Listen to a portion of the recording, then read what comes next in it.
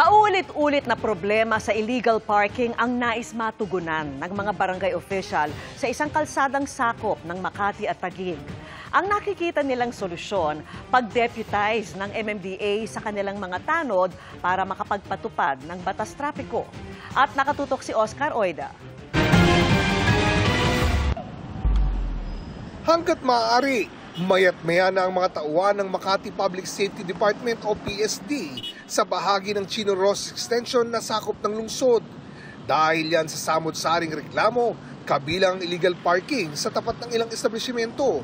At ngayong back to school na, madalas ding pila ang mga sasakyang naghahatid sundo sa mga paaralan sa lugar. Ayon sa barangay na nakakasakop sa area, tinatauhan din naman daw nila ang naturang kalsada. Sinasuggest namin sa mga motorista na naghihintay ng kanilang mga sundo na umikot na lang, umikot for the meantime. Kaysa nag-cause sila ng traffic na ino-occupy nila yung pinaka-side. Pero ayon kay Kap, mas makakaigi kung madedeputize ng MMDA ang kanilang mga tanod para makatulong sa pagsasaayos ng trapiko, lalo na sa panguhuli ng mga pasaway sa lugar. Siyempre, pag nape-penalize sila at nabibigyan sila ng ticket, natutulog sila sa eleksyon. Saka siyempre, merong karampatan na danyos din na sila na kailangan bayaran.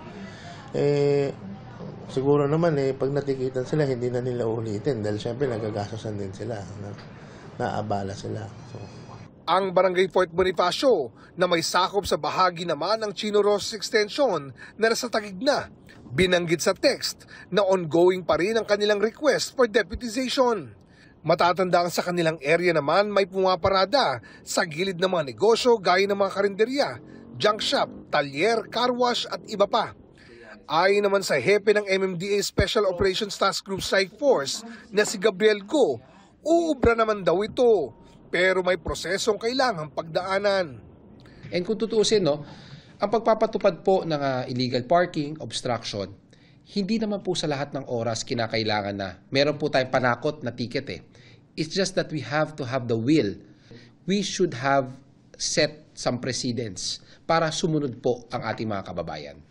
Kaugnay naman ng mga establishmento sa lugar na karaniwan na umanong nagre-resulta ng illegal parking.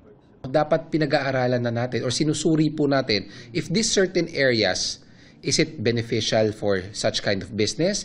Is it conducive?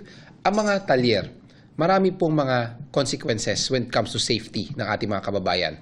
Lubricants, langis, engine oil, mga brake oils. So all of this can constitute safety hazard sa ating mga kababayan.